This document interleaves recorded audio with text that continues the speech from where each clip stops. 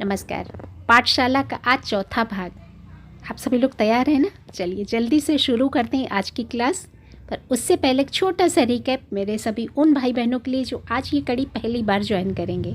पहली कड़ी में हम लोगों ने जाना कि कैसे हम लोग अपनी जगह का चुनाव करेंगे, हमारी बालकनी, हमारी छत क्या कहती है। और दूसरी कड़ी में हम लोगों ने जाना कि नर्सरी जब जाएं तो कौन सी बातों का ध्यान रखें जिससे कि जो हम खरीदें वो सौदा हमारा हो, हमारे हक में, हमारे फ़ायदे में।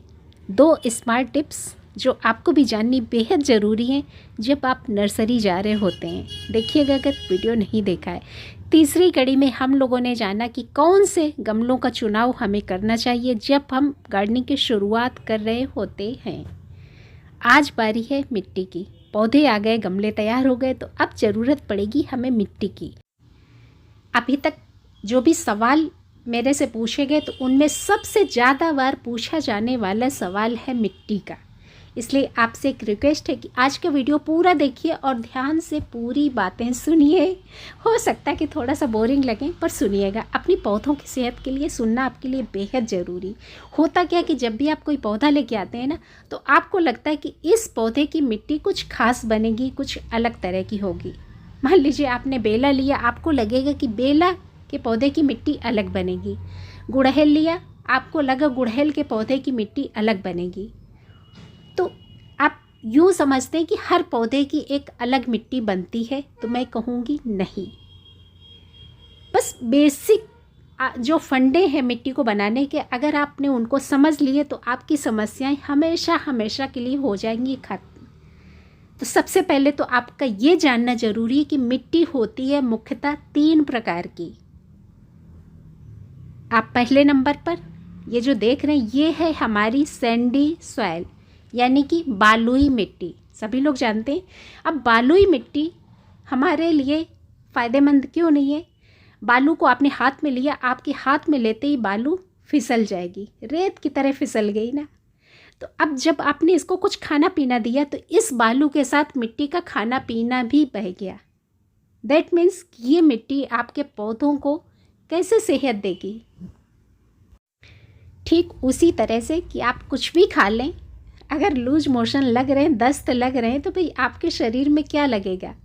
तो यहाँ पर इस बालुई मिट्टी को हमें थोड़ा सा बाइंडिंग की ज़रूरत होती है। कुछ ऐसे मटेरियल्स हम लोग मिलाएंगे जिससे कि इसमें थोड़ा सा लचीलापन आ जाए और जो हम डालें वो ये बालू होल्ड करके रख सके। इसलिए ये बालुई मिट्टी को हम बनाएंगे अपने मन मुताबिक।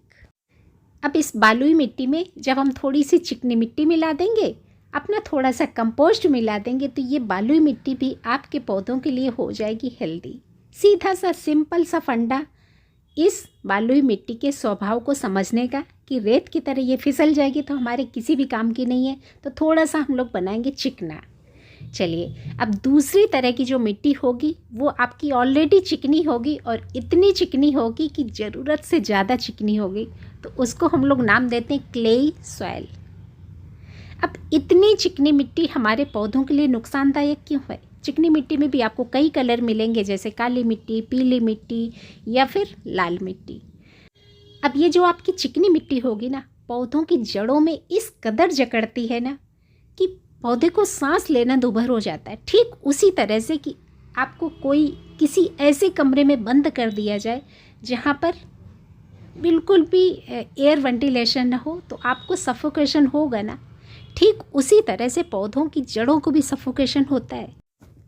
अभी कुछ दिनों पहले ही लाल मिट्टी से एक पौधे को मैंने रिपोर्ट किया था और उस वीडियो पे मुझे नाम याद नहीं आ रहा, किसी ने सवाल पूछा था कि इस चिकनी मिट्टी में नर्सरी में पौधे कैसे सर्वाइव करते हैं। तो पौधे तो आपके घर में भी सर्वाइव कर जाएंगे, पर ठीक उसी तरह से कि आपको बिल्कुल किसी अंधेरे कमरे में बंद कर दिया जाए जहाँ पर एक भी हवा नहीं जा रही है, तो आप कमरे के अंदर तो रहेंगे पर बीच बीच में आप क्या करेंगे, आपको बाहर निकल के खुली हवा में सांस लेने की ज़रूरत पड़ेगी, तभी आप अपने आप को सर्वाइव करा पाएंगे। तो इस मिट्टी में अगर प्रॉपर टाइमली गुड़ाई कर रहे हैं या पानी का सब कुछ आप ध्यान दे रहे हैं तो पौधे आपके ज़िंदा रह सकते हैं। पर उतनी केयरिंग हम लोग नहीं कर पाते जितनी इसको चाहिए। तो हम क्या करते हैं, इस चिकनी मिट्टी को बना लेते हैं अपने मन मुताबिक कैसे, वो सब कुछ अभी आगे देखते हैं। और अब बारी आती है तीसरे नंबर की मिट्टी की। इसको हम लोग बोलते हैं अपना लूमी सॉइल। अब लूमी सॉइल आपके पास है तो फिर चिंता की कोई बात ही नहीं है। लूमी सॉइल मतलब बीच बीच की, ना आपकी बालुई होगी ना चिकनी होगी। लूमी सॉइल होगी तो बहुत ज़्यादा आपको टेंशन लेने की ज़रूरत ही नहीं है। और यहाँ पर देखिए, एक ही तरह की मिट्टी में सारे पौधे आपको लगे दिख रहे हैं, तो आपको ये परेशान होने की ज़रूरत नहीं है कि मैंने डहेलिया लिया, डहेलिया की मिट्टी कैसे बनाऊँ, कोलियस लिया तो कोलियस की मिट्टी कैसे बनाऊँ। अभी बीच में एक वीडियो मैंने शेयर किया था, आपने देखा भी होगा, पूरी ढेर का ढेर मैंने मिट्टी बनाई थी और ये सारे पौधे एक ही तरह की मिट्टी में लगे हैं। ये देखिए, है ना, लूमी सॉइल, ना बहुत चिकनी ना बहुत भुरभुरी। तो जैसे मिट्टी की 3 कैटेगरी आपने देखी ना, क्लेई, सैंडी और लूमी, ठीक उसी तरह से आप अपने पौधों की मिट्टी को भी 3 तरह से बनाइए। हर पौधे के लिए आपकी तैयार होगी। अब इस तरह की जो मिट्टी होगी आपके सारे पौधों में काम करेगी। आपके आउटडोर हैं, आपके इंडोर हैं, सिर्फ अगर कैक्टस और सक्लेंट्स छोड़ दें सब में काम करेगी। पर यहाँ पर कुछ पौधे थोड़े से ज़्यादा डेलिकेट होते हैं, तो इसलिए उन पौधों की सुरक्षा के मद्देनज़र हम लोग थोड़ा सा और प्रिकॉशंस लेते हैं, बस, और कोई बात नहीं है। इस मिट्टी में भी सर्वाइव करेंगे, पर थोड़ा सा जब हम महंगे पौधे लेते हैं तो हमारा दिल भी करता है धक धक धक धक, और फिर क्या करते हैं कि हम थोड़ा सा और सतर्क हो जाते हैं। अब यहाँ पर देखिए, बेबी सनरोज, चूँकि जिन पौधों को पानी की कम ज़रूरत होती है तो उसमें हम क्या करते हैं, उसमें अपना कुछ इस तरह के मटेरियल्स ज़्यादा मिलाते हैं जिसमें पानी ना होल्ड हो। थोड़ा सा मोटा रेता, थोड़ा सा बजरी, थोड़ा सा कोयला, इस तरह की आइटम्स मिला के उस मिट्टी को हम लोग ज़्यादा पोरस बना देते हैं जिन पौधों को पानी की कम ज़रूरत होती है। तो यहाँ पर ये सब मेरा दिखाने का पर्पज़ यही है कि आप कोई भी पौधा लाएं तो आप ये मत सोचें कि हर पौधे के लिए आपको अलग से मिट्टी बनानी है, कतई नहीं। बस सिर्फ आपने कैक्टस और सक्लेंट्स की वैरायटी जो होगी वो अलग कर दी, कुछ इस तरह की मिट्टी बनाएंगे और एक अपना मीडियम बना लेंगे जो आपके इंडोर पौधों के लिए, क्योंकि इंडोर पौधों में पानी की अधिकता की वजह से आपके पौधे न मर जाएं, इसलिए थोड़ा सा और ज़्यादा पोरस बनाएंगे, थोड़ा सा मोटा मोटा मटेरियल और मिलाएंगे और बाकी की जो मिट्टी होगी सारी एक समान बना लेंगे जो आपके सारे पौधों में काम करेगी। और उस मिट्टी के अंदर जो खाना पीना अलग अलग तरीके का अलग अलग पौधों में डालते हैं वो सब कुछ आप अलग अलग कैटेगरी बना के ही रखेंगे, तो फिर भाई टेंशन किस बात की, कोई टेंशन नहीं है।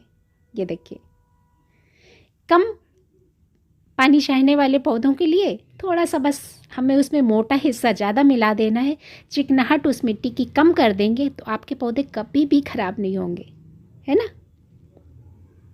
ये देखिए, ज़रूरी नहीं कि आप इस तरह के पौधों के लिए आप अपना सक्लेंट मिक्स मंगा रहे हैं, कैक्टस मिक्स मंगा रहे हैं, कुछ भी ज़रूरत नहीं है। आप सब कुछ अपने घर में कर सकते हैं। बस आप जब मिट्टी देखेंगे आपको खुद ही पता चल जाएगा कि इसमें मोटा वाला हिस्सा कितना है। और ज़्यादा डिटेल्ड वीडियो देखना चाहते हैं तो सब कुछ मैंने पहले ही शेयर किया हुआ है, आप मांग लीजिएगा, ये तो फिर लिंक्स में शेयर कर दूँगी। कुछ हमारे ऐसे पौधे होते हैं, देखिए जंगली पौधे, सिंगोनियम हो गया, अपना मनी प्लांट हो गया, कहीं पर भी किसी भी तरह की मिट्टी में आप लगा के डाल दीजिए, हमेशा चलेगा। बस थोड़ी सी एक्स्ट्रा केयरिंग हमारे इस तरह के पौधे ज़्यादा मांगते हैं जो थोड़े से डेलिकेट होते हैं। अब यहाँ पर देखिए, जब मैं लाई थी, मैंने जब रीपॉट किया था आपको दिखाया था ना, बिल्कुल लाल चिकनी मिट्टी में बना था ये पौधा, और उस चिकनी मिट्टी से मैंने क्ले बॉल्स बनाई थी, जुगाड़ू बेस्टी पर शेयर किया था, आप लोगों ने शायद वो वीडियो देखा होगा।